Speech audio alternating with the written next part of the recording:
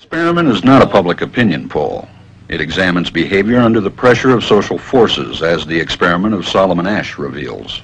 The experiment you'll be taking part in today involves the perception of lengths of lines.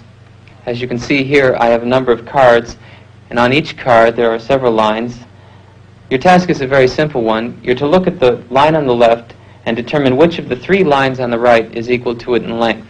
All right, we'll proceed in this order. You'll give your answer. Only one of the people in the group is a real subject, the fifth person with the white t-shirt.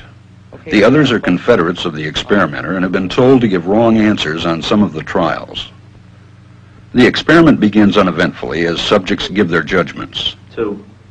Two. Two. Two. Two. Three. Three. Three. Three. But on the third trial, something happens. Two. Two. Two. Two. Two. The subject denies the evidence of his own eyes and yields to group influence. One. Asch found subjects went along with the group on 37% of the critical trials. But he found through interviews that they went along with the group for different reasons. One. One. They must be right.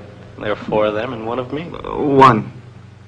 This subject's yielding is based on a distortion of his judgment. He genuinely believes that the group is correct.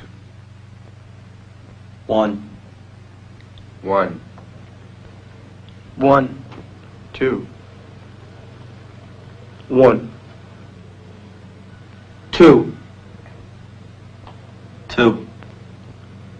Two. I know they're wrong, but why should I make waves? Two. In this case, the subject knows he is right, but goes along to avoid the discomfort of disagreeing with the group. Here, the distortion is at the level of his response. Two. Two.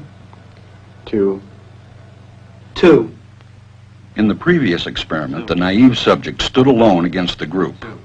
In this variation, Asch gave the naive subject a partner, here seated in the third position, who also gives the correct response. One.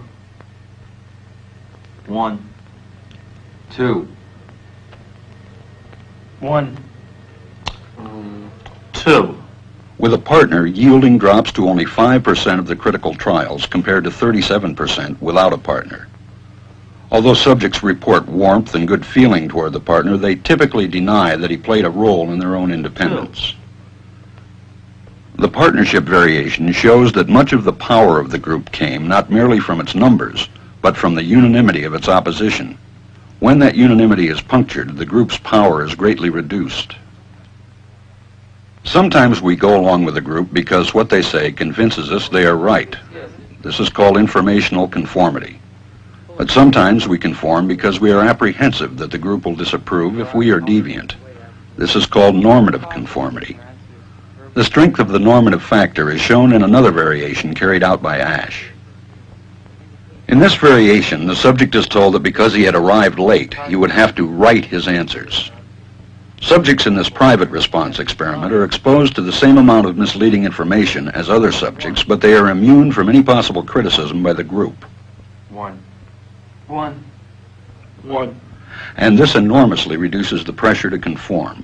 Conformity drops by 2/3.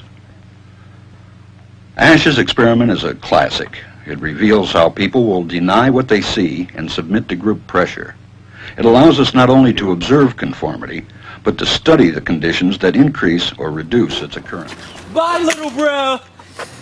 Off to rocket science school it is.